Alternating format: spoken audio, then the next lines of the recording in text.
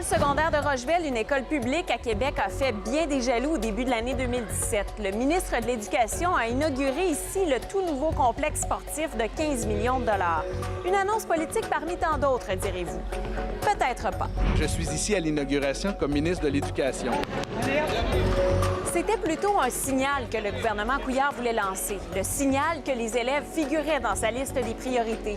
Après 2 ans de compression majeure, de nombreuses tentatives pour réformer les structures et après le passage de 4 ministres en 4 ans.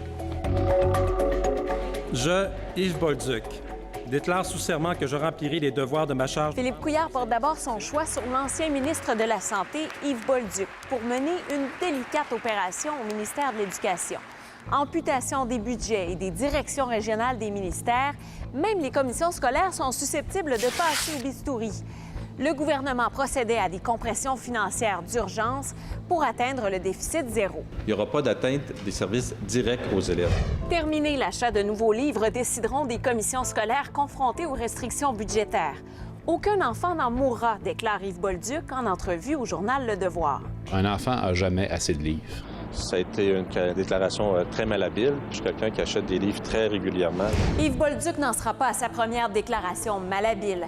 Rappelez-vous l'histoire de cette adolescente fouillée à nu dans une école secondaire de Neuchâtel parce qu'elle était soupçonnée de vendre de la drogue.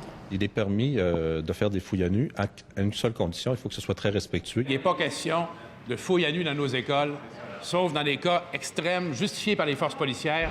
Et ce n'est pas tout. À ces 2 bévues qui ont fait la manchette, ajoutez ceci. J'ai toujours agi de bonne foi. Yves Bolduc avait reçu une prime controversée de 215 000 $ à titre de médecin omnipraticien pour avoir pris des patients à sa charge pendant qu'il était député de l'opposition. J'ai pris la décision personnelle de retourner en pratique médicale. Merci beaucoup. Merci. Sa démission n'a surpris personne.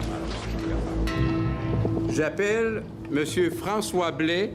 Je, François Blais, déclare sous serment. Son successeur, le ministre François Blais, ne l'a pas tellement eu plus facile. D'abord, le grand ménage à l'éducation ne rapporte pas autant qu'espéré.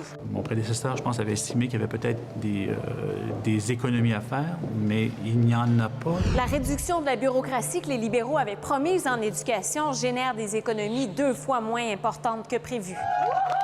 Oui, on peut pas changer les choses. Le gouvernement maintient que les services aux élèves ne sont pas touchés. Ce qui est faux, rétorquent des parents d'enfants autistes ou en difficulté d'apprentissage. Des classes ont été fermées en raison des compressions budgétaires. Parents et professeurs le dénoncent en formant des chaînes humaines autour des écoles. Tandis que des manifestants saccagent un pavillon de l'UQAM en pleine nuit. La menace d'une autre grève étudiante plane. C'est pas en injectant des sommes massives d'argent dans un réseau qu'on obtient des résultats nécessairement meilleurs. Le gouvernement Couillard persiste à croire qu'il faut modifier la structure du réseau de l'éducation, mais ne parle plus de la fusion des commissions scolaires à laquelle jonglait Yves Bolduc. François Blais songe plutôt à abolir les élections scolaires et ainsi remplacer les commissaires. J'ai reçu ça un peu comme une tonne de briques. Nous devons donner un rôle accru aux parents. L'abolition des élections scolaires ne se concrétisera jamais. François Blais est remplacé par Pierre Moreau, qui doit se retirer après 25 jours seulement pour des raisons de santé. Et c'est finalement Sébastien Proulx qui sera nommé à la tête du ministère névralgique. Mais il partagera la tâche avec Hélène David, qui s'occupera de l'enseignement supérieur. S'attaquer aux structures était une mauvaise idée, reconnaît le premier ministre. Il faut nous concentrer d'abord et avant tout sur la réussite éducative de nos élèves, de nos enfants. S'ensuit alors un réinvestissement massif, 1,8 milliard de dollars sur 5 ans, pour procéder à 7 200 embauches. Et le travail qu'on a à faire, là, c'est de dire aux commissions scolaires, maintenant, vous pouvez embaucher. Il n'y a pas de frein à l'embauche. J'ajoute des ressources supplémentaires. Fini les écoles en décrépitude, promet le ministre. Des investissements historiques de plus de 2,3 milliards de dollars seront réalisés à travers la province au cours de l'année 2018-2019. Durant son budget de l'année 2018, le gouvernement promet une croissance des dépenses en éducation de 5 %. Tout un contraste avec le maigre 0,2 d'augmentation de l'année 2015. Tu sais, des fois, on se demande à quoi ça sert l'équilibre budgétaire. Il y a des gens qui se demandent, mais ça sert aussi à ça. Avec sa politique de réussite éducative, Sébastien Proulx veut entre autres augmenter le taux de diplomation, encourager l'utilisation des nouvelles technologies et détecter plus facilement les difficultés d'apprentissage.